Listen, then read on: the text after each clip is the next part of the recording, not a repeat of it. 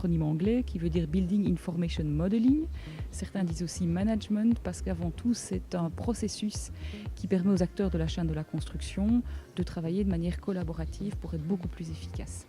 Donc il y a vraiment cette notion de management qui est important. Alors pourquoi est-ce qu'on parle de modeling?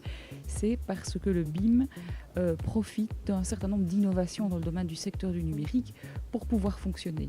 Et une de ses capacités, c'est de pouvoir modéliser un bâtiment en 3D, on parle de maquette numérique, et de pouvoir jouer avec un certain nombre d'objets qui sont des systèmes constructifs ou des systèmes de chauffage du bâtiment.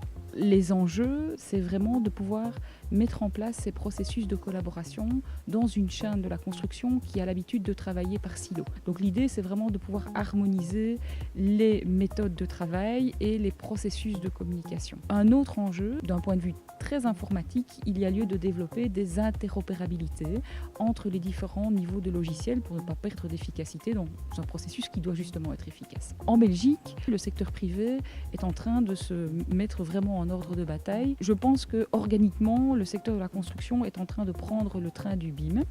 Par contre, d'autres initiatives vraiment pour structurer, je dirais, une démarche collective se mettent en place, notamment avec des acteurs de la construction, donc notamment le CSTC, la CCW, mais également des acteurs du numérique, donc notamment via le plan digital wallonien, et des acteurs plus technologiques comme des centres de compétences, Enairo, le CETIC ou d'autres centres. Le BIM apporte surtout une concentration de toute l'information sur un porteur, c'est-à-dire sur l'ordinateur en fin de compte, ou sur la banque de données, ce que tous les autres systèmes n'apportent pas. Dans la phase d'exploitation, c'est un gain de temps énorme pour rechercher toute l'information.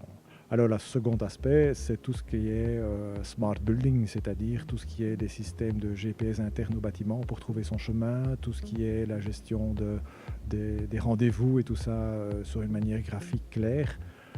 Ça apporte une énorme plus-value au bâtiment. Et alors probablement en fin de course, quand il faut redémonter ou démolir le bâtiment, avoir une information complète sur la manière dont il a été construit, sur les matériaux qu'il y a, est sûrement très intéressante. Une dernière manière d'utiliser le BIM, c'est le fait que c'est un modèle informatique qui permet à ce moment-là de faire un tas d'expériences. Par exemple, quelle est la conséquence de diminuer la température d'1 degré en tenant compte des années précédentes, quelle sera l'influence sur la consommation du bâtiment et de cette manière-là rééquilibrer l'utilisation de l'énergie par exemple.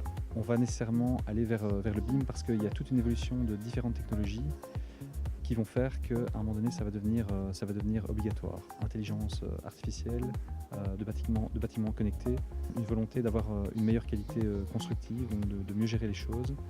On a des ordinateurs aussi plus puissants qui nous permettent aussi directement de travailler en 3D, d'y intégrer de l'information, ce qui n'était pas nécessairement le cas avant. On va passer donc vers une technologie plus, je dirais, de dessin, de conception en 3 dimensions, aussi de conception collaborative et intégrée, donc ça veut dire que les différentes spécialités donc qui sont par exemple intégrés au sein de l'YTech vont travailler, je dirais, de manière plus collaborative pour créer, je dirais, le même objet, la même finalité BIM, mais aussi à terme de pouvoir intégrer donc des partenaires externes qui vont pouvoir travailler donc sur le même processus, la même maquette BIM.